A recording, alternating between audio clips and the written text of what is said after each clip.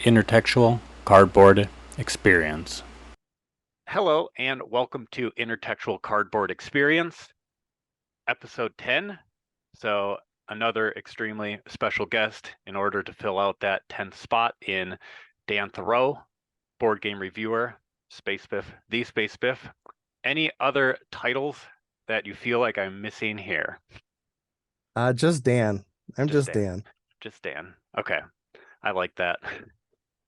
Typically, I want to start off with a type of introductory question, a background question in games, but for you, I have something a little bit different.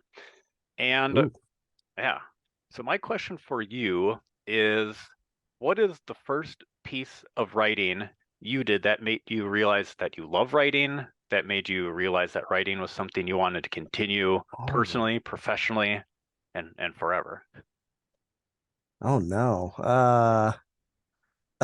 That's so hard. Um, it's probably too far back to remember because when I was a child, I wanted to be a writer. Um, I remember in second grade, we were asked, you fill out these goofy things that say like, what do you want to be when you grow up? And I wrote librarian because I thought that that's the only way that you could, spend your time with books and write books. I thought librarians wrote all books. Um, so I've always loved writing ever since I was very little. Um, Doing it professionally, I mean, I flirted with other things, and to be honest, I don't do it professionally. I do have a real career, real, in doubt quotes that I do real things, adult real things that look good to bankers and on taxes. Um, but yeah, I've always loved writing and reading and just the written word. All right. Yeah, very cool. I'm glad that it did happen so young.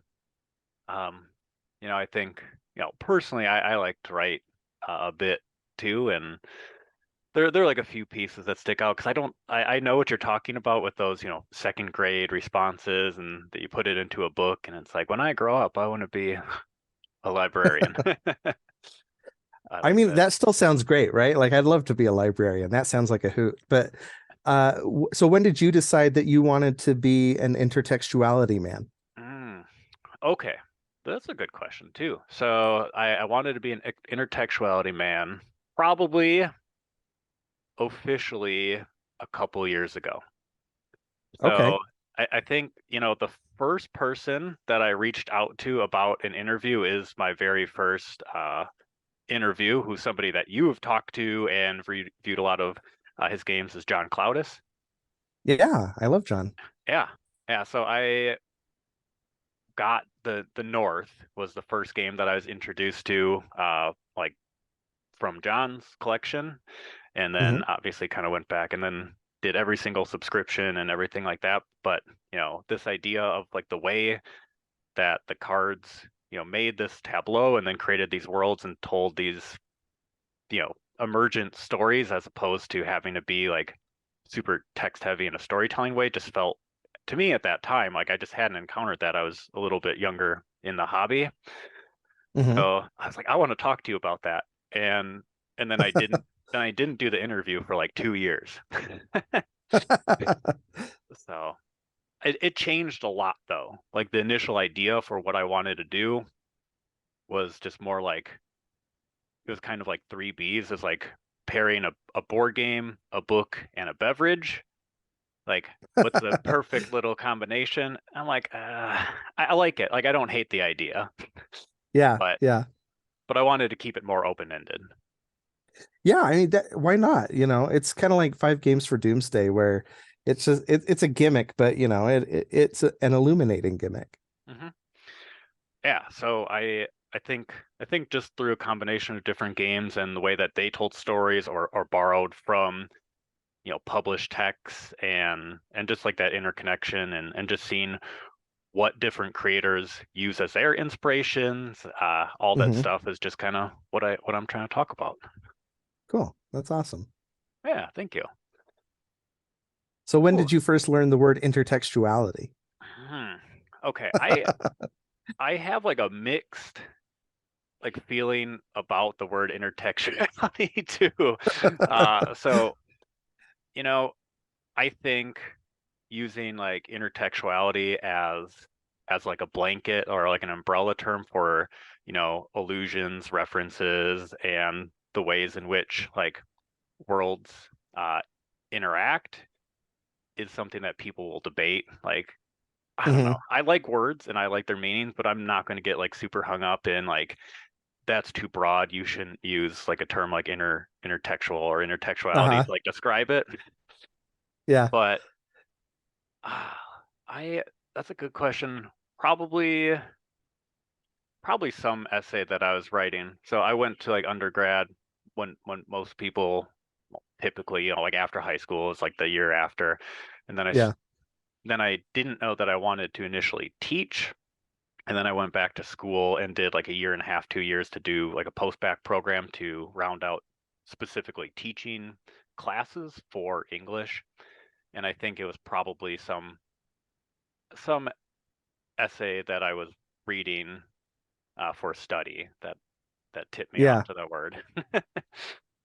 That's interesting. So it's like a natural term for your field because English talk about intertextuality a lot, right? Hmm. Yeah. And oh, sorry.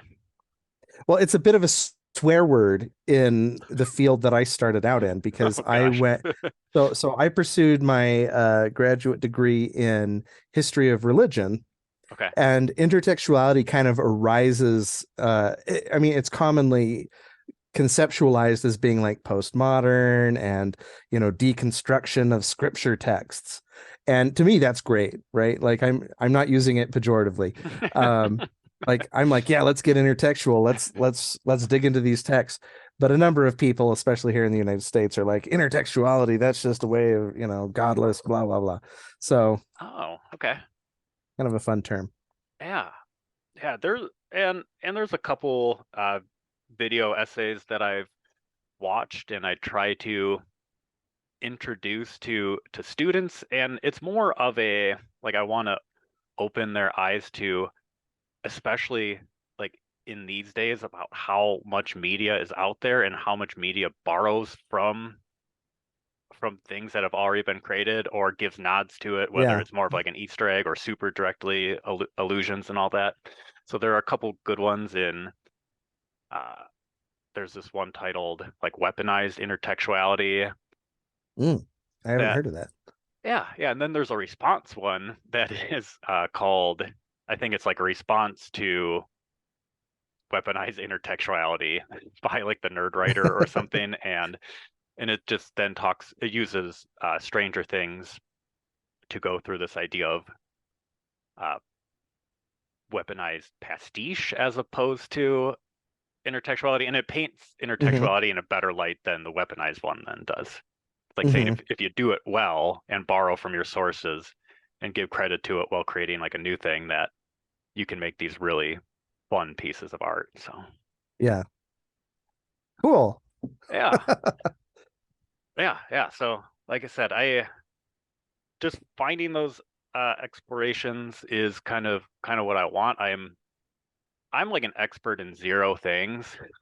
Like I have no area of expertise. I just want to dive into like so many like different areas and just see what they are. That's the fun of adulthood, though, is being an amateur in all of these great things. I am the amateurishest of amateurs then.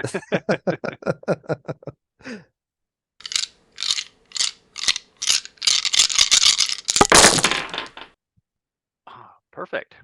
Well, enough about my intertextuality. And onto some ideas about impressions.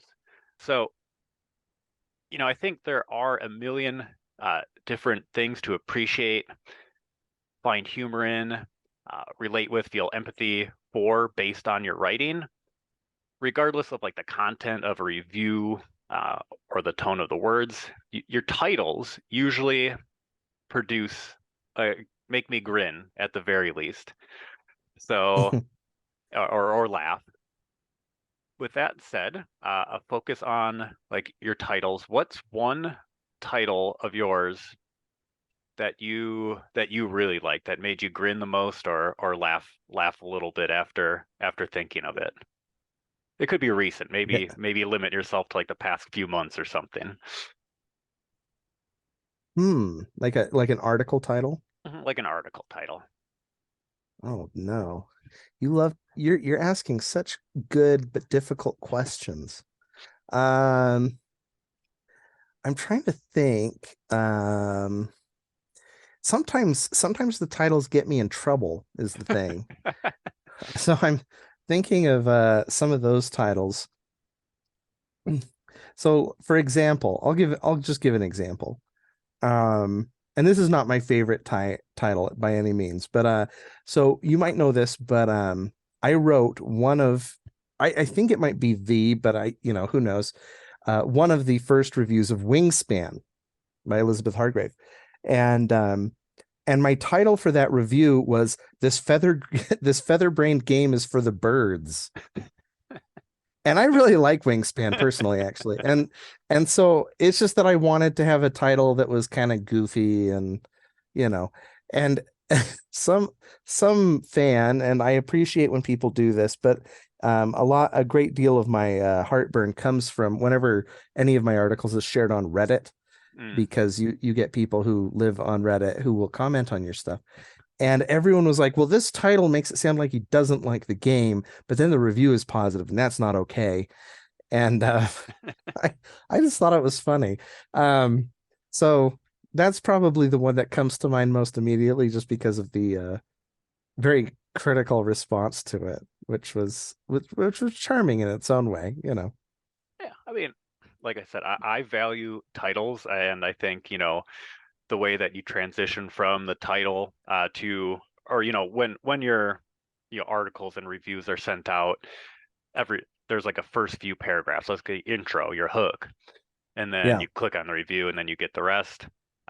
There is a power in a title, and being goofy or funny, like in this particular instance, is what it is. But there's also, you know, the value of reading the whole thing and just understanding that it's a joke. Yes, and maybe that's the worst example I could have given, right? Because that a title is sort of a pledge, because you're giving a little bit of a snippet of what you're going to be saying, and you're trying to draw people in, and hopefully the title, I think, will make sense as they're reading it. And sometimes my titles are just in jokes that I'm nervous nobody will get them.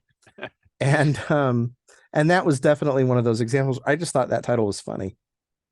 And but like for example, I recently there's this really good game that isn't out yet. It's called The Old King's Crown. Mm. And I wrote a preview for it because I was really quite smitten with it. Its designer Pablo showed it to me a little bit early, and so I agreed that I would write about it, to coincide with the Kickstarter campaign. And the title of that review was something like "Maybe Check Under the Mountain" with a question mark. And I'm going, well, nobody's going to understand this title, or those that do are going to be nerds. And, who wants to talk to a bunch of nerds like me? And and of course, to me, the title is, we're talking about the old king's crown. This king has disappeared. And I'm going, well, this is the king under the mountain, like Barbarossa, or, in another 1,000 years, George Washington. This great leader has disappeared and hidden himself away, and he's actually under the mountain, and he'll return someday. And to me, to me, that's the fun of a title, is it's just the first chance to be playful and goof off and refer to things that nobody will understand. Like another example is, I wrote about Cole Wehrle's John Company, and I've written about it like 4 or 5 times. And the title of, I think, my preview to the second edition was something like "The Mere Anarchy of John Company." And again, Redditors were mad at that title because they're like, that doesn't even mean anything. And of course it means things. It's like a reference to a poem, and it's a reference to a Dalrymple book. It was like 2 references. Give me some credit. But I hope that this is a useful answer, but I do think that there is power in a title. But sometimes the power can be in how enigmatic and goofy they are. I'm all for that. I appreciate that 100%. One of the ones that it stuck out to me only because I initially read your review when you posted it, and then when I started like playing the game again, I revisited the review and realized that I must not have like looked at the title much. But for your review of Sail and using the lyrics for the title for that, I was just like, oh, that's really funny. So it made me Oh, laugh. that game.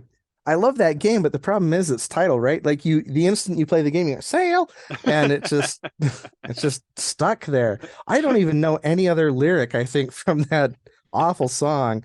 Like, I guess, this is how an angel cries, sail. And then you just go back to, this is how an angel cries, sail. I don't know any other lyric, but that one is just so ingrained every time I play that game.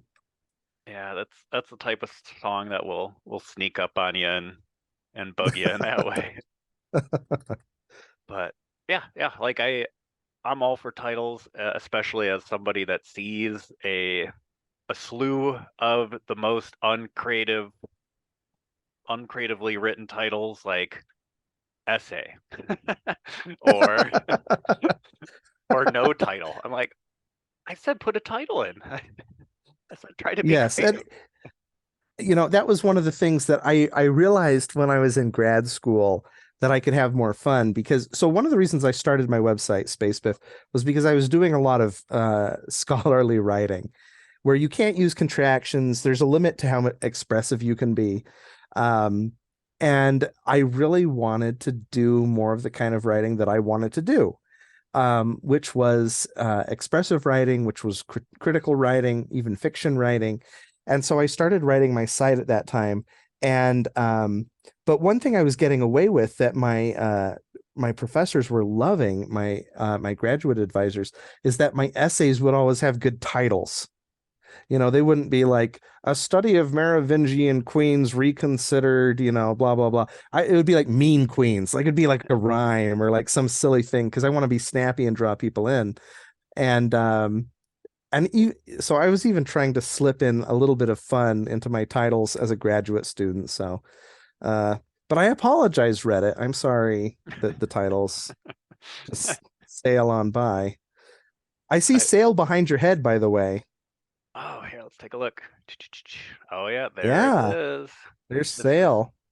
I was gonna say I will I'll show you. I think sometimes I do this. I'll show the mess. It Yeah, looks there's the mess. there's the Nice. mess. I love Yeah, it. it looks like there's like some games on top of a shelf and they're neatly displayed, but there's the mess. I do have It's all in the sale. angle. It is.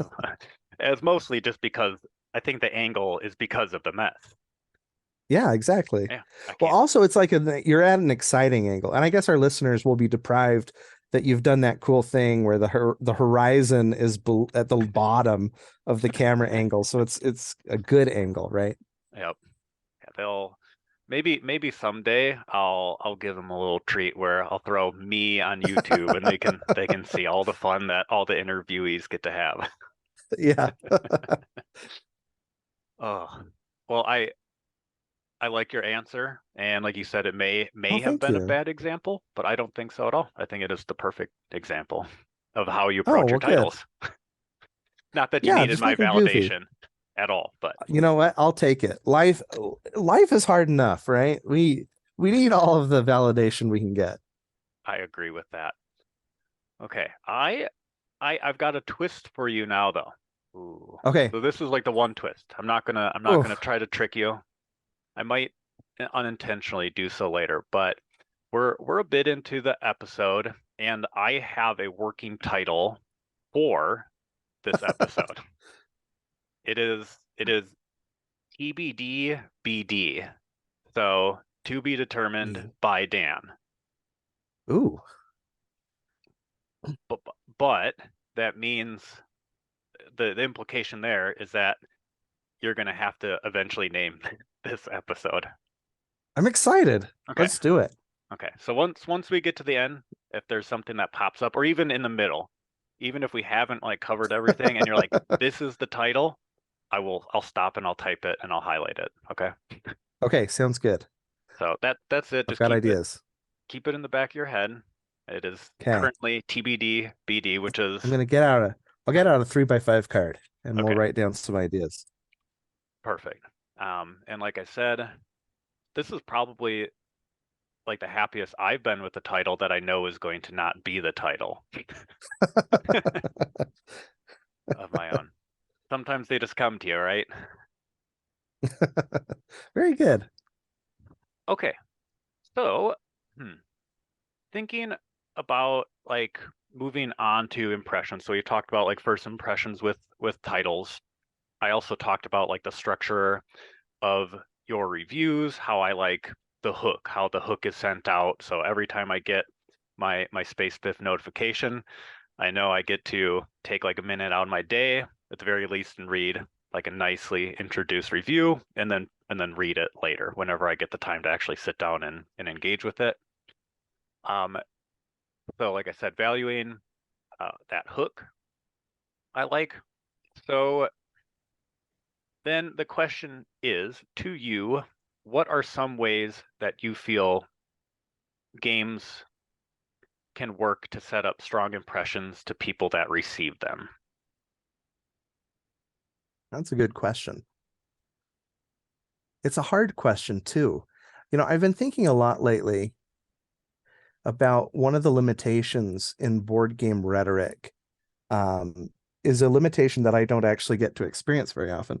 Because in my gaming group, I'm the loser who has to like read all the rule books because I'm the one who has the games. Like no one in my game group buys board games, right? They just sort of leech off of me. Which is totally welcome. They borrow games and sometimes they're just like, can I have that game? And I'm like, okay, I guess so, feeling abused. Um, but there's this interesting limitation. I remember Patrick Reel was talking about different forms of rhetoric that expose themselves in board games. And one of them is the rhetoric of the text, right? That you can read the rule book and the rule book might have disclaimers in it or explain the topic that the game is about or clarify what we would call the theme. Some people would call it the theme of the board game. And not me, but some people. And like a recent example would be Cole Worley's John Company Second Edition, which Shut Up and Sit Down recently did a video review with Tom Brewster. It was a very good review.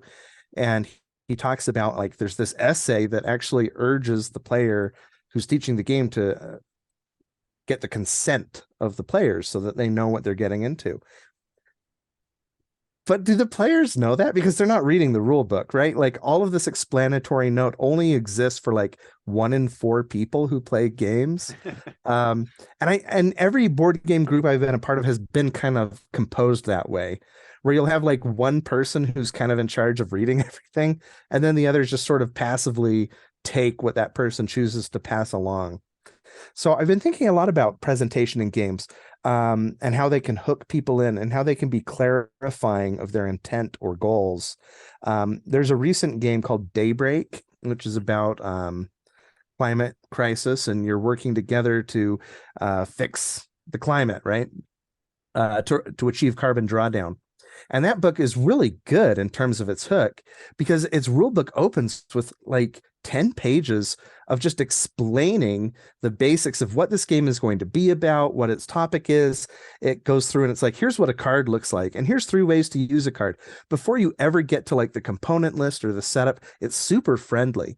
And in contrast to some other games, I felt like I understood the game at least at a broad 1,000-foot level before I actually sat down to even see what's in the game. And I really appreciated that in contrast to some other games. Like this last Saturday, we played Sancore by Fabio Lopiano, which is kind of like this Vital Lacerda, difficulty game with all these disparate parts. And I read this rule book like 3 times and just could not picture how this game functions. And I looked for a teaching video. There isn't one. I was just and I don't usually look for teaching videos. I was really floundering, and it took us it took us like an hour to learn how to play this dang game. And so that's one way, is that the game can like open up like Daybreak did and say, okay, here's what the game is about. Here's how you play it. But I'm still curious about the effect of that because only like 1 in 4 players is going to see it in most gaming groups.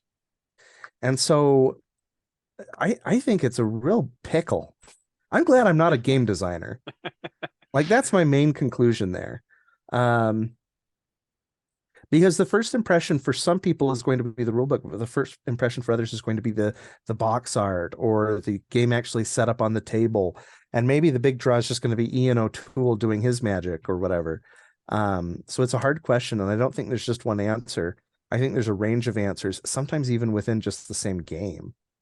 Um, is that a good enough non-answer? I mean, like intertextuality lends itself to sprawling non-answers, right? So, That's, I think that is 100% the point. So I think that was not a non-answer, and I think that was, and I oh, good. think generally, well, and honestly too, I think the best answers are more questions. Like uh, if I was going to claim any like definitive knowledge with any answer I said for anything, I would I would try to preface that before I'm like, okay, Right. you should take my words as the Yeah, concrete right. truth. So, And the best we can do really is anecdote in many cases, right? Like, so for you, what kind of game presents a good first impression or hook to you? hmm. Well, that's like a so, I mean, that's a good question. I made it. Um, no, I think just I think the differences in the way that, I probably approach games as opposed to like you, whereas like I mean, I'm not saying that you don't do this, but like a lot of like the research or like looking into the games or getting excited about games would be from like reading reviews, people like you, primarily you, or watching them as well. So then I get sometimes before I would even have that game, like an impression in my head. So that's an extra like layer. Yeah. But I'm also the person. I mean, I don't really actually have like the most concrete or normal board game group. A lot of my friends, I'll introduce some typically like card games to if like we're able to meet up and throw those around. I'll play games with like my wife, and I'll primarily play a lot of games by myself.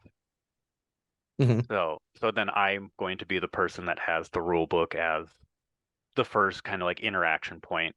Then two. So then I guess this is going to be a non-answer as well. Then I think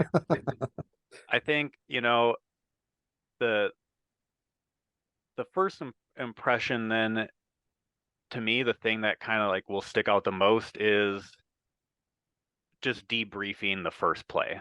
And I know that first play of any game isn't necessarily going to be, like the definitive critical opinion on a game, but is this a game like how do I see like the nuances of this game developing like for myself? If this is a game that I'm only playing by myself, like where is it going to take me based on, Hmm. like step number one? Or in what context am I going to introduce this to my friends, my wife, or other people that I want to play it with as well? And then what experiences do I think that that will create? Like, and are they going to Yeah. be the experiences that I want them to be? So it's like that, one example, like I said, without having like a steady game group, like I'm never really pulling out anything that's going to be particularly sticky or tough. Hmm. But I play Theum two-handed, Hmm. and that game like was stuck in my head for like a week. Just like Hmm. seeing the crocodiles and how that shared infrastructure, and then like how you're breaking down your own like hand in order to build it up and see how you can manipulate that shared space. I'm like, wow, this is just like I don't know how it would play out because I'm probably not going to have that experience for a period of time, but the way that I envision it happening was just like so rich, and I liked it. So Yeah. Yeah, that's a good game too. yeah, it's one of those ones that I feel like people will either say, "Oh, it is what it is, it's done," or "Oh, wow, that was like a hidden gem. People forgot about that one." Yeah. It's kind of on that. that edge. Yeah. But is that a good non-answer then too? Yeah, I love non-answers. Okay, good. I we're on the same page then.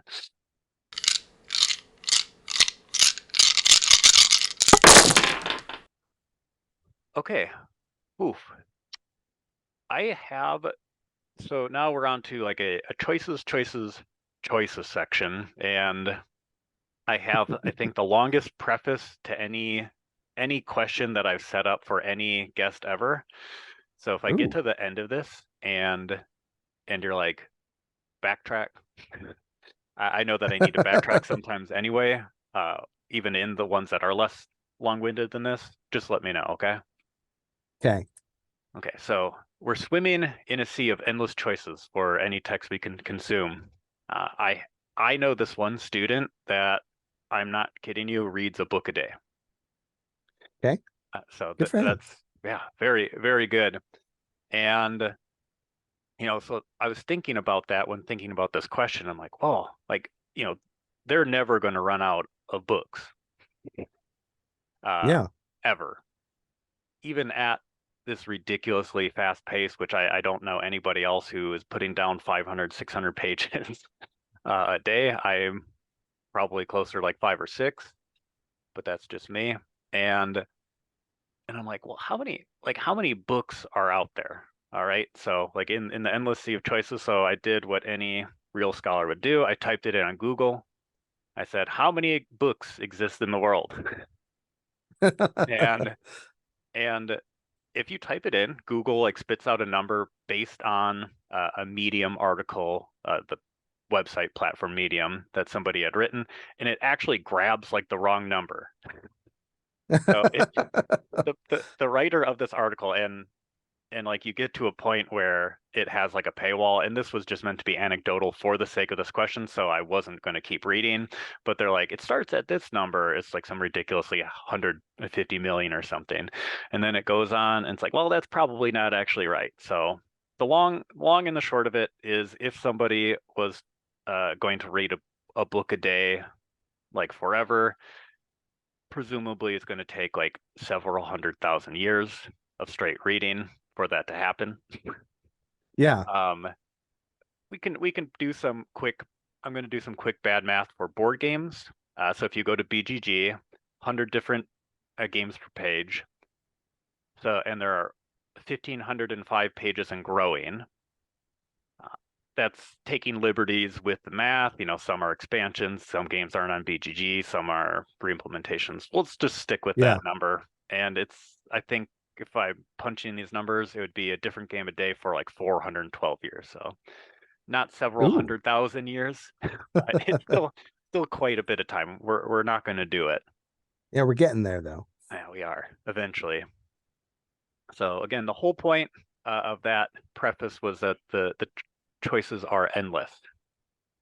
So then for the section, I'm going to give you 3 sets of 3 options that you might use to determine which game is the game that you're going to choose to play. And I feel like if adding review is going to throw in a completely different wrinkle, so you can determine like how you want to approach them, how much you want to answer. Okay. You could literally just say, I give you the 3 options. You could say one word, but I'm not going to stop you from expanding upon your thoughts either.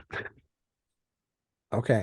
So it's like 3 sections of 3. I Sounds good. don't I don't know how they're clumped, or if the groupings make any sense, or if they're even fair. It's definitely not fair in general because these things don't exist in a vacuum. You just have to pick between one of these 3. Okay. And Sounds then good. there'll be a grand champ as well. Okay. Okay. So section 1, in order to make a determination as to whether or not the game you're going to play is the one that you're going to buy or play, factor in designer, publisher, and the game's setting. Which one of those 3 would stick out to you the most? Probably designer. Um, I mean, these are all valuable metrics, right? But like the designer and kind of in two regards. So the first would be if a game is coming out from a designer who I know delivers a certain degree of quality, um, I'm going to pay more attention to that designer. It's just that's just basic qualitative thinking, right? But kind of on the flip side is one of the things I value, at least in terms of my approach to writing about games and to the way that I've set up my site. Not to toot my own horn, but I do think it's important to try to highlight work that would not otherwise be found. So I do try to pay attention to smaller designers or unknown designers. I tend to try to look for things that maybe would go overlooked. And I do put a lot of effort into finding games that people might not know about. So I spent a lot of time on weird forums and Board Game Geek, like designer, work in progress threads, because I want to find stuff that nobody would see otherwise. So yeah, so a designer that's recognizable, but also a designer that is not recognizable is something I'm looking for. I like that. And it's funny too, because I think when I was crafting that question, the open-endedness of the designer and the way that I was thinking about your site, especially with hopefully I get the title right. Was it Chroma Mix was one of the games that you Oh recently yeah, like yeah. I went to go check out that designer's site immediately after, looked at all the games that you mentioned, and I didn't actually like buy it at that point in time, but that's just because I'm trying to be a little more steadfast in playing some of the ones that I have. But I definitely high on my like wish list now, and I think just kind of I mean Exactly. yeah. Right. Like trying to find someone like a Jorge Zhang or someone like Matilda Simonson who's doing stuff that sort of toiling in their own little corner, making things that are really unique that I think should have a wider audience. But just by dint of, it's hard to be discovered. That's a limitation. But also like in Matilda's case, so she makes so her game is Turncoats, which is a hand stitched game, right? Like discoverability, like it's not just discoverability in that case, it's also that she has a production bottleneck that's deliberate. Um, and I think these games should be talked about. So actually, kind of in terms of designer, the weird thing is that if you're kind of a middle ground designer who you're like a commercial designer who designs 3 or 4 games a year and none of them really stand out to me, that's where I'm not likely to write about your game. Um, so Fair. sorry. I mean, again, like you said, it's it's well, and you have that limitation too because you can't write about every game and every designer then either. So Yes, right. And I feel that limitation very keenly. Uh, I can I can there's, only imagine. there's I can only do so many articles in a week and read so many. I can only suffer through so many rule books. Even well-written rule books. That's not the fun part of a game, right? So Exactly. I mean, the that's a part of it. Sometimes it can be fun, but yeah, it's still get into the game. Okay, so we have designer as section one champion. I'll hold okay. on. I'll hold on to that. Okay, section two, I have impressions from other reviewers you expect, general board game hotness, and I guess you kind of actually touched on this one a little bit, but digging through the current releases in your own different way that isn't really linked to those two other ones. So in this case, I would have to say it's the digging. Maybe not not the most exciting answer. I don't I don't want to sound mean. I do read other reviewers, but not many. Um, I don't think there's necessarily I think there is some tremendous work being done right now. But I think it's either very nascent, where we have some people who are kind of starting, and unfortunately, in terms of the critical side of this hobby, there is a huge, very steep, precipitous drop off where people burn out pretty quickly. And so I think there are a few people doing great critical work, but it's not very many people, or they're very new. So I don't read that many reviewers, and I don't usually watch videos because they're so slow. I can read a lot faster than I can watch a video. Um, I I don't understand the appeal of video, but anyway, leaving that aside, general hotness too. Like I look at the hotness, but even just seeing the hotness, I'm more likely to like click like 10 over, see what's kind of like on the hotness, but maybe hasn't bubbled up to the top yet. I'm more interested in that. But yeah, lots of digging, a lot of talking to people. I mean, I've reached the point where I have some friends in the industry, and that's very helpful, where they'll tell me about like, oh, my publisher was pitched a game that's super weird, and we don't think we can get it to work, but we hope it is visible in some way. So things like that. So definitely that one. So digging. All right, dig in. And I mean, like I said, none of these things exist in a vacuum. So the fact that like a lot of the designers that you are finding, it's maybe we don't have to crown the grand champ. We'll see. We'll see once we get the third section done, because Okay. it just might be like a Okay. harmonious combination of the three. All right, so section 3 for determination. Ease of play, from the rule book to the table as 1. Okay. Innovation for 2, or a genre that you're currently binging or playing a lot of games in for 3. Oh, that's hard. I mean, they all have things to recommend them, right? Okay, so this my answer is very telling, and it's telling of me in a bad way, and it's telling, I think, of one of the central problems with all critical approaches, and it's innovation. The big critic's fallacy, I fear, is that critics desire novelty. Because we play, if it's board games, we play 200 new games a year. If it's movies, we watch 200 new movies a year. If it's television, critics, they watch so much bad TV.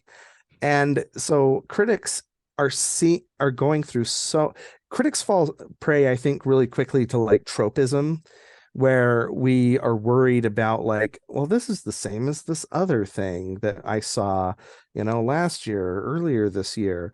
And so because we're absorbing so much art and or play, we really start to look for like what's new, what's fresh. This can unfortunately lead to like a jaded attitude, where if something is really well done, but it's the way it's been done before, that might be great for audiences. They might love it, but often critics will kind of poo-poo that.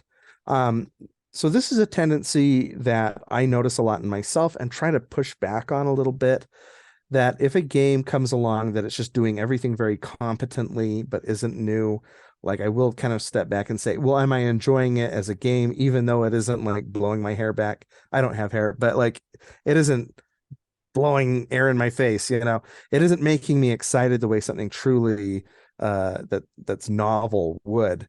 Like an example would be Arc Nova, which it repurposes concepts from like terraforming Mars and other card driven kind of interesting spatial games, but it's a good game. And when I've played it, I liked it. I liked it more than Terraforming Mars. I was having a good time. So even though I'm not going to be able to assess it in terms of novelty, I still feel like it's important to assess it in terms of it's doing things well. But unfortunately, I'm not immune to that trap. So innovation of those three is the one that I'm it's what draws me in. It's what draws in pretty much every critic.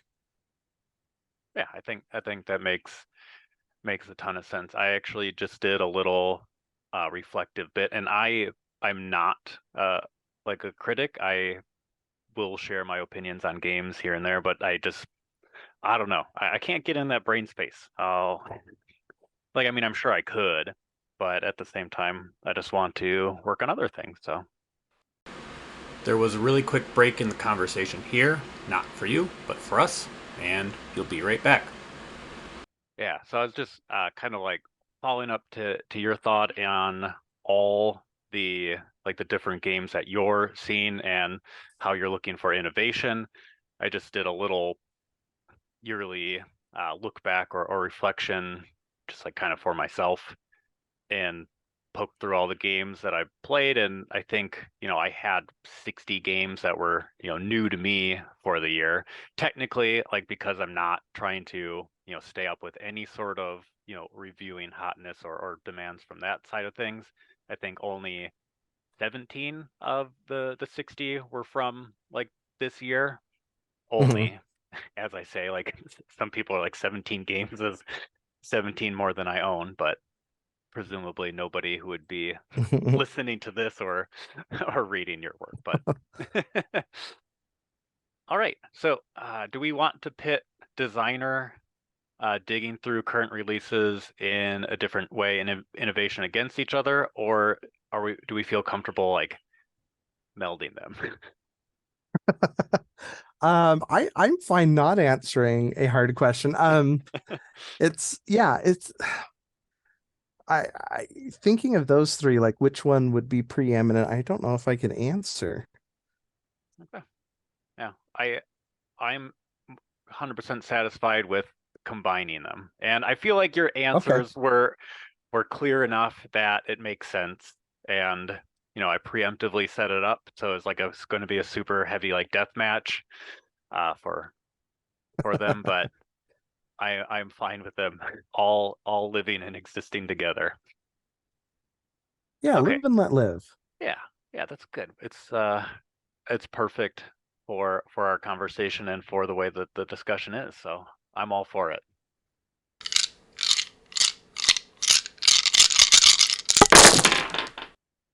Okay, so we're kind of getting into some of the final topics, but in early communication, where I sent out, reached out to you and was talking about, some of my thoughts. I mentioned my appreciation of your yearly wrap-up post and the subsequent revisited posts, like a look back at or 2022 revisited or what have you. And then I had a follow-up thought about my interest in like your value of that idea of time as a metric. And you mentioned that you feel as if the test of time might be a false metric. So your Yeah. thoughts are kind of like writing my question. So first off, like, how are you defining like test of time, and then also why do you feel like it might be a false metric? So that's a great question that I helped you write. Yes. So here's what I mean. So so as you've pointed out, I do at the end of every year I do a list of my favorite games of the year. And it's already kind of wishy-washy because like they're pretty much just like the new games that are new to me that year. So like if a game came from the previous year, I'm gonna kind of like slide it onto there, or if it's a remake, I might slide it onto there. And then I do like to look back at the previous year's best and see how they held up. But that alone, I think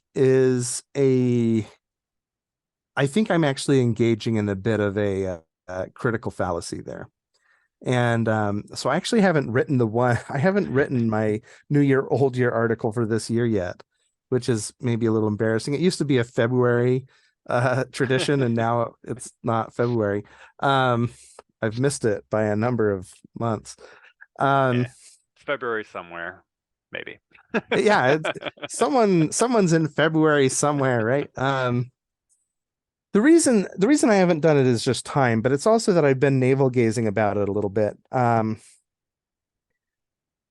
do think classics exist, right? That a classic is a game that you can play when it releases and you can play it years later and it holds up.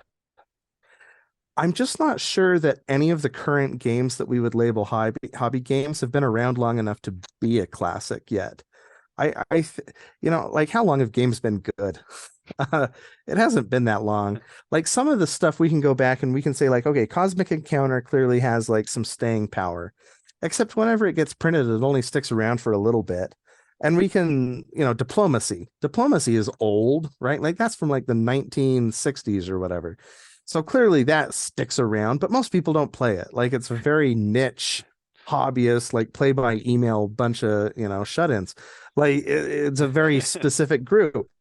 And I, I'm talking about games that for the most part I like.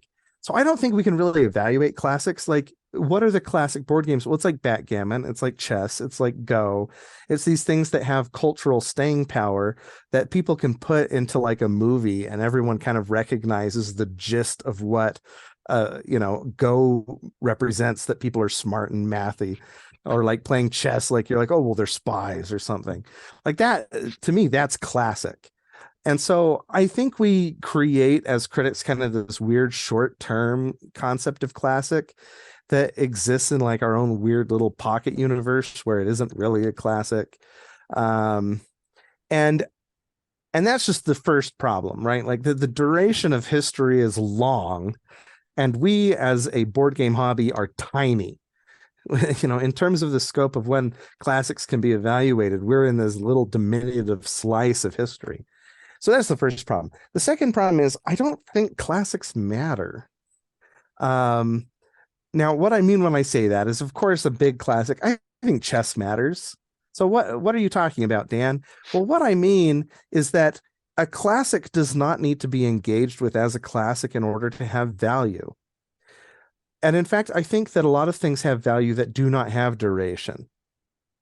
I think of a friend of mine. I was talking to a friend of mine just the other day, and he has a wonderful family, and I grew up and I knew them, and he has a little sister who unfortunately passed away when she was very young. And I think about her in the sense of the impact that she has been gone from my friend's life as long as she was in it, and yet she looms large in his life. The fact that her life had a short duration did not erase its meaning. And I think that one of the problems that I have with my own revisiting list is that I go back and I have to say, well, this game didn't stand the test of time, but that doesn't erase the meaning that it held for me in the moment in which I reviewed it. And I think that one reason I'm a little dissatisfied with this is I think we just place so much value in this hobby on this notion of replayability when most people don't replay their games. You'll get it to the table and you'll play it 3 or 4 times, and you'll kind of have this acute, beautiful flirtation with it. And it'll be a bit of a whirlwind, puppy attraction. And that's great. You fostered a relationship with people, or you felt something when you played that game, or you ignored the pain that was, endemic in your life because we live in a capitalist hellscape. The game served a function and it was beautiful and useful. And then to say, well, actually, in retrospect, I guess I don't like it as much because it wasn't replayable, I think is I think it does a disservice to the way we approach our playthings. So I've been thinking about that a lot lately. And at the same time, there's a commercial concern, right? Like people want to buy games that will give them a bang for their buck. And I respect that. But that's also a concern that hobbyist gamers aren't actually doing. like no one's trying to fulfill that metric. Like my parents are trying to fulfill that metric, right? When they ask like, what's a good game for us to get for the family to play at holidays, for Christmas for everyone, they're looking for a game that we're going to play like every year for like 20 years. So replayability is a metric for them, but that's because they're not hobbyists. They're not playing games every week. They are not chasing novelty or new experiences, but they do that with other mediums. They watch like 5 hours of TV a day. So of course they're chasing like novelty and, in their preferred engagement with art. So when I write about games and I talk to hobbyists, I've become very dissatisfied with this notion of looking for replayability. I've become a little bit disillusioned with it. And that's filtering into some of my thoughts elsewhere, like with revisiting stuff from the past. And it really became acute for me last year when the stuff that I was revisiting came from the pandemic. And I was saying, like, did these games stand the test of time or not? And I'm going, well, but they withered on the vine because we were all like living like little hermits and and and so of course the game didn't like take off like a rocket ship when no one could buy it and play it with their friends. It was just a very difficult time for designing and publishing board games. This inherently social hobby. It's like evaluating a concert on like ticket sales in retroactively, and you're like, that concert was really bad during the pandemic, but then you look at it and you're like, well, it was a socially distanced concert and everyone was spread out and it was like a benefit, and so it held immense value in its time, but we're looking at it from exactly the wrong metric given its time and place in that culture. And I think we're doing that a lot on the critical side of this hobby, myself included. And it's left me a little frustrated. So that's why I say that I think test of time is a little bit of a false metric. I can think of so many games that meant enormous, that held enormous meaning for me that I played once, or that are just not replayable, or that are good for, 3 plays and then you want to trade it. And again, I respect the commercial aspect. No one wants to like buy games and then not play them. But since we're doing that anyway, I anyway. So again, so sorry, this is sort of a wishy-washy answer and a bit meandering, but I think that's just where I am at with that question. Yeah, not wishy-washy, and yeah, there's like so many, well, like you mentioned, the like some of the higher level like emotional and philosophical ways in which you're approaching that in the games, and other areas of life too, that make just like a ton of sense. And you know even though I'm not uh tasked with this difficult role of trying to like even grapple with that in order to report on the games in the first place, I think about that within my own uh buying and playing habits too. And I'm I'm sure I've said this on even this podcast before, but I'm 100% fine with playing a game 3 times or 30 times, and realizing that that 30 times was like, that number was the number that I was going to play it, and just get rid of it. It doesn't like affect the way I engaged with it in the first place. So Right. Well, I think that our hobby sees a little bit more actually corrective to the commercial concern. Because we have a hobby that kind of embraces things like lending libraries and game swaps and math trades. This idea that you're a little bit expected to use up your playthings, not physically, right? Like the games themselves are still good. Um, and I think we should have a bit more mentality like that. I do something where I'll just give away games because I've sent a lot of review copies, and someone will approach me on Board Game Geek and they're like, "Hey, I'm trying to get this game. I'm really excited about it. Is there something on my trade list that you would trade for it?" And the answer universally is no. Um, I'm sorry, but the games I'm interested in I have been sent already, and so the stuff you didn't want on your trade list almost certainly will not interest me. And now and then, though, I really have enjoyed just being like, "Hey, if you'll pay shipping, I'll just send it to you for free." I think we should. I think this is.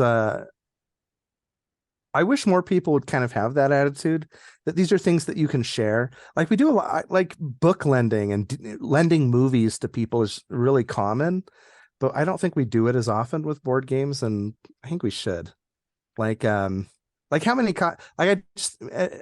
I think more people do it. Maybe it's just me, but like I've owned like 10 copies of Dune, and whenever I finish it, I just like give it to somebody because I'm like, hey, maybe you should read a piece of classic science fiction literature. I want us to do that more with board games.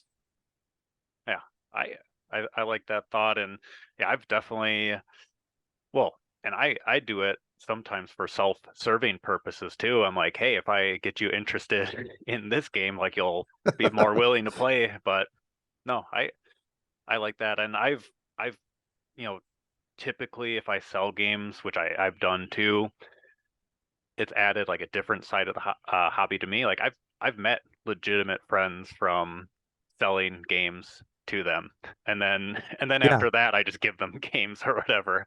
Uh, but yeah, I don't know. I could maybe even potentially lower some of my costs, which I think if you're buying from me on Facebook, you're getting a good deal. There's my plug, but but no, in all sincerity, like, yeah, if it's something that I'm planning on being done with, it should be like enjoyed by somebody else who is looking into it. So Yeah.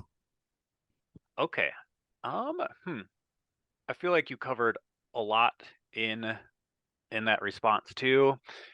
Are there any other like false metrics that you feel that you've been thinking about in a similar way to in alongside this idea of test time, or is that just the one that you've been grappling with the most lately? I mean, like price, like things like that. Yeah. Like, so one comment I often get is like the comment on, so I review a game and people are like, is it worth this value? Um, I mean, that's not a false metric because it's the reality we all labor in. But at the same time, it's not a metric I can actually talk about because I have no idea. Like if you're kind of in the middle class and you have a disposable income, like sure, I guess it's worth it. But if you're like struggling to make ends meet, I'm like, no, there's more. Like you should be, you know, there's probably ways you can get like games for free, maybe. uh, you know, it's just very hard, and I think a lot of an enormous body of our critical apparatus in this hobby is geared toward commercial reviews, which I think are kind of meaningless. Anyway, like they serve a function. I'm pulling a face. I don't think they don't serve a function, right? I think they are valuable because they help people to direct their entertainment dollar into a good place. But I think that we emphasize that at the exclusion of other things. Like I remember writing about a game that was kind of expensive and somebody was discussing it with me on social media and they said, "Well, what about, don't you think this is a little classist?" Now, first of all, I do think this entire hobby is by definition classist, and all entertainment to some degree is classist. And yes, I sympathize with that. But then they were kind of surprised by my answer where I was like, "Well, you should steal the game." Because I think art has value regardless of its commercial function, that we ought to have, like I'm a huge supporter of libraries because they allow people to engage with a wide amount. You have an ocean of art that you can engage with literally for free.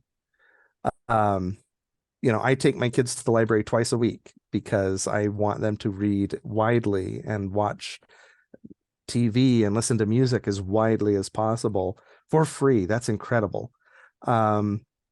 I think good art retains its value, and this goes for play too. I don't necessarily think play is art, but I think good play and art are so universal that they retain their value regardless of commercial function. I think they are art and play, even if they're stolen or if they were borrowed. They still have that function. So I worry that in feeding our bellies and our wallets in this hobby, which is an essential function, that sometimes we starve our hearts a little bit because we think about games purely in terms of their dollar value as opposed to maybe the way they feed us in other ways. And unfortunately, board games are expensive. If I could magic that away, I would. So, bummer. Yeah, I mean, I like, not to reduce all of those like great words on both topics, but I do feel like there are a lot of parallels in your thoughts with kind of like that test of time as value and money as value. Yeah, If that makes sense. And I think I think they do have a relationship. My background is in a field of study that is just perennially undervalued, and the same goes for English, right? That we want to sit down and talk to people about how do you evaluate history or words, and how do you let these things touch you? How do you engage with something that people might label as problematic and still come away enriched from it? That's difficult, and it's a mode of thinking that's constantly under siege, because it doesn't really produce immediate and tangible benefits for society or the individual. If I teach you how to be an electrician, you have an immediate and tangible benefit. If you weave baskets, you have an immediate and tangible benefit. You've created a phenomenon that exists in in reality. If I teach you to lead a better life, so what? If we're evaluating everything as material and commercial, so what if you're happy or a sad laborer? You're still laboring, you're still creating, you're still a decimal in the GDP. And so I think we do need to realign, especially in something like play. We're talking about play. We're talking about something that literally every human does, which is this is how children learn. This is how adults make friends. This is even the process by which human beings mate. Play is so universal that I think we don't treat it with the seriousness and reverence that it deserves, including being willing to detach it just a little bit from its commercial assessment. I mean, like cheap ass games. The fact that cheap ass games shut down, I think, was just super tragic, because everyone who plays board games has like 50 billion dice, right? Like laying around. You don't need new custom dice. You just need new ways to use your dice. And that's kind of the core of play, is that you give anyone a ball and they can play. Anyway, so now I'm rambling, but I do agree that I wish that we would be as interested in paying towards people's hearts as we do toward their wallets. Well, thank you so much for sharing that. I like that so much. Well, you teach English, so I mean, you're also providing non-tangible reality, That's the goal.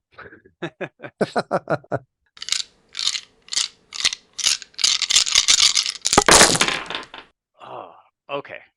Well, there are some other like thoughts and everything that I was maybe like toying with, but we'll get to like some of the wrap up stuff, and you still owe me a title, so that I'm not going to let you off the hook there.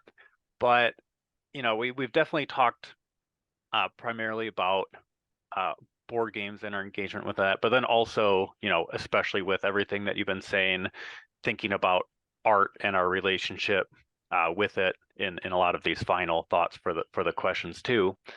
So one of my general kind of like wrap up questions, and this might give you the opportunity to talk about something non board games, is just like sharing or reflecting on any text. So book, movie, song, album, what have you, that's been kind of stuck on your mind a little bit lately. That's a good question. What has been stuck on my mind lately? I can make it not about board games. You can make it not about board games. I won't stop you. You can do whatever you want. I am sovereign. I have free will. I've been reading, I mean, what's been stuck on my mind lately? I've been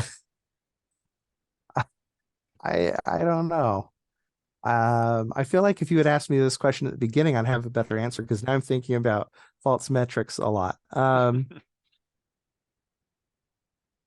been thinking a lot about I don't do much thinking. Yeah, I'm sure. So as you can tell, what have I been thinking about? Oh, that's so hard. What's been stuck on my mind?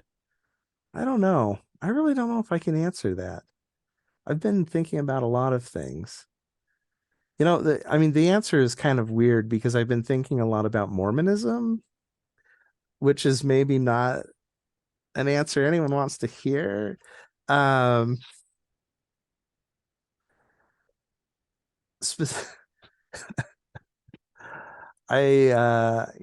been thinking a lot about some books I've been reading about Mormonism. I was reading Ben Park's Kingdom of Nauvoo, and that's really been sticking in my mind. I don't know. What's been sticking on your mind, Ryan? Oof. Okay. I've been doing a little bit of reflecting, and first off, I mean, if you've been reading books on Mormonism, and that's what's been on your mind, that's what's on your mind. You know, yeah. For me, I think one of the things that it's taken my wife and I to watch, and we're technically, well, 90% done. We've watched 9 of the 10 episodes of the Last of Us series. Oh, okay. Yeah. So I've been thinking, and we're not done, and obviously, I think the way I've been thinking about it is just kind of in the intertextual space too, of like thinking about my initial experience playing the video game and having that as like a foundation, and how the show is obviously so much different. So that's kind of like why I've been thinking about it a lot. I'm not sure if any of Hmm. the thoughts I have on it are worthwhile. It's just, I think for me, it's more of a memory based thought and exploration of, you know, like how much I didn't remember, or how much I remembered in different ways that were actually pretty good, like one-to-one representation. So it's more of like a my approach to both text and like you said, like the experience with the game like meant something to me at that time, and it was impactful. But now I have this different one 4 or 5 years after the fact. I don't know, maybe even more than that. I can't remember when I played that game, and just trying to compare time, memory, and me like consuming both of them in different spots. So that's the way I've been thinking about it. Okay. So I have an answer now. You Okay. sparked an answer in me. And it is that I'm thinking a lot about Mormonism. Um, but specifically the lens is that I recently finished Paul Schrader's Man in a Room trilogy. So it's 3 movies that he did starting in 2017, I think, with First Reformed. And then The Card Counter was in 2021. And then last year he did Master Gardener. And I watched Master Gardener like 2 or 3 weeks ago, something like that. And so I had kind of finished the trilogy. And it's not a trilogy in the traditional sense. It's a thematic trilogy. The stories don't have anything to do with each other. But they're each about a man at a turning point in his life, sort of a crisis of belief, whether it be religion in the first movie, or with institution in the second, or with uh, assumption, I think maybe in the third. And I've been thinking a lot about them in terms of, so especially First Reformed, which is this great movie about a religious minister who is confronted with this notion of God's lack of care with humanity, and this crisis that he has. And then the movie, and it's like poised to be this movie that's like a perfect faith crisis movie. And then it just drops the ball in like the last scene and sours me on the whole thing. And I feel the same way about the entire trilogy. Like each of these movies raises these really compelling questions and then sort of answers them with like this really disappointing triteness. And so I've been thinking a lot about, are there even good answers to the questions that Schrader is trying to ask with these movies, or are all answers that could arise to like a faith crisis inherently trite? Or is their triteness like a defense mechanism on my part? Like they're actually profound, real, genuine answers, and I'm just like, oh, love, ugh, like that kind of thing. Um, and so I've been thinking a ton about those 3 movies in terms of um, my own personal journey. So the reason I think about Mormonism a lot is I was raised Mormon. Um, and that's something that my family has been having a tumultuous relationship since I was like, 15. And and so I think about that a lot. And I live in Utah, where that's very present in the culture.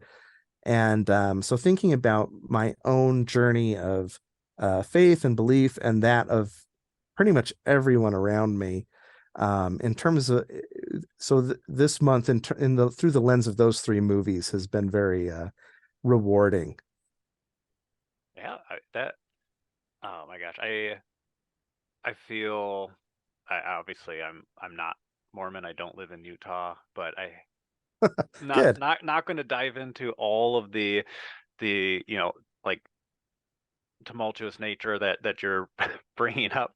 But I think it's relatable, and let's just say that I have some level of personal connection and understanding the family dynamics and religion, and it's a lot. I'm not sure if I've been uh like tough enough to try to explore that or just ignore. I think I'm in the ignore phase, so I appreciate you you Yeah. thinking about it and reflecting on it too. So Yes, I think a lot of Americans are in the phase where it's a mouth sore that you can't quite poke with your tongue yet. Um, and hopefully we'll get there where we can bring the pain to the surface. yeah, yeah, Uh, hopefully. Oh, okay. No, I really appreciate that. So yeah, thank you so much. And I'm intrigued now to see if I were to watch this trilogy to see like what the impact would be on me from like a different lens too. So so have you watched any of those three movies or I have not. okay. That's okay. Okay. But I no, see that's a fine. lot of movies. Yeah, that's the thing though, is like, well, part of this too, and I do a pretty junk job. I've done an okay job of like finding certain like they're not even recommendations. I'm not saying, hey, recommend me a trilogy, but I Mhm. deem it as like a recommendation to me still because I want to look into it. And so far in like the eight guests, I've done some work. So speaking of religion, like one of the ones that I'm like actually working through now is, you know, uh, Liz Davidson brought up Pentiment, the video Oh game. yeah. So Mhm. a week after we had our conversation, I bought it on Steam, and then I didn't touch my Steam Deck for like 2 months. And fast forward 2 months or so, and here we are, and I finally pick it up, and I'm like a handful of hours into that. Um, and there are other episodes of shows or things that have been recommended, but a lot of people have been talking about books, and I've been doing a pretty poor job at that. But nonetheless, I'm just giving myself homework. And I want to do it. I want to engage, and especially with your comments, I want to like, I don't know. I just want to see now how I feel about the endings. Now I have like this idea that they might be trite, but maybe they are impactful to me. I don't know. Well, I mean, the fact that I'm thinking about it like 5 years later, I think is a good sign. Yeah. Um, even if I'm like, when I think about it, I'm like, I'm still kind of mad about that ending. Okay. Well, we'll slow again. We're gonna throw it on my homework. Let's just say I'm bad at my homework so far, but if when it happens, I'll definitely reach out to you. Okay. Sounds good. I would love that. Okay. So we are on to the end, which is going to become the beginning, which is our title. What do you have for me? Okay. I think, just thinking about this, I had a few, but the one that stood out to me is I feel like what I would title this, and Mhm. you don't need to. Okay. You are the king of your own castle, right? Hmm. Um, I would title this bunch of non-answers. All right. It's typed. Well, yeah, okay, So okay, that's for just what I would say. Like set expectations. No one's going to come in here and find wisdom. well, I think they're gonna find further questioning in the answers, which is the ever never ending quest for wisdom. I hope so. I hope we are like that. Okay. Don't Do you you want? hate certainty? Oh yeah, that'd be boring. Do you want the non-answers? Do you want that hyphenated? I don't Oh know. yes. Okay. Okay. Yeah. And like buncha, like one word. Ooh, That's what I buncha. would do. Bunch of non-answers. Buncha non-answers. All right. Well, I'm keeping it and I I'm hope gonna that roll with it. okay, I hope that doesn't violate any style guides or anything, but I I like when you mentioned like the way that you approach your writing and trying to have fun with it. That's the way I do too. So style guides, be damned. Yeah. Who cares about Oxford commas? I mean, that's a different. As an English teacher, do you have a strong take on the Oxford comma? I don't have the strongest take. I think like the way if like anybody were to ask me like you or anybody else, I would say for the sake of a high school student, it's my understanding that standardized tests, or at least it was my so maybe I'm like wrong now. I think it was like that anything that's on a standardized test would have the Oxford comma in it, but you would never actually be Mm, assessed on knowing that versus. really? Okay, cool. So I don't know like how that would work from like a reading passage section, if that makes sense. So like if they're taking the work Yeah. of somebody else and they put this humanities piece in and it didn't include the Oxford comma, if they're going to like throw one in for the sake of Yeah. keeping it consistent. Yeah. So I personally, I think I tend to use it Yeah. unless I stylistically choose not to. Yeah. So another non-answer. Nice. Yeah. And that's what I love to hear. Yeah. Okay. Well, um, so for you and your reviews, people will have some end of year thoughts and all that coming up. Yep. So yeah, I'll do a few more reviews and then it's time to write best week, which is the last week of the year between Christmas and New Year's when I list all of my favorite games of the year. Um, so hopefully people will read that, or don't. Uh, I'm not your mom. And yeah, it's been a great year. Very cool. I'm glad that it was a great year. I'll link I'll link uh, your website in the show notes. Obviously, I always say this. There's going to be nobody listening to this that doesn't wouldn't know you before me, outside of maybe like a couple friends. Maybe I have like two people in my corner that are gonna like discover you because of me, but that's really about it. Well, to those people, I'm excited to get to know you. Yeah.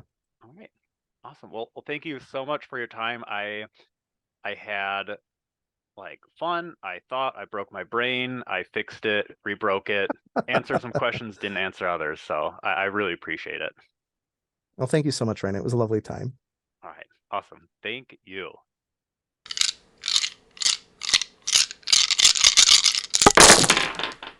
Intertextual Cardboard Experience, the most eclectic podcast about board games and any other text that they connect to.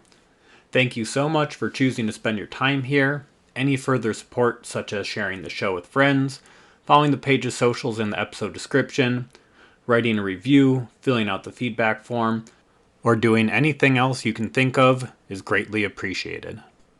Keep playing, watching, reading, listening, experiencing.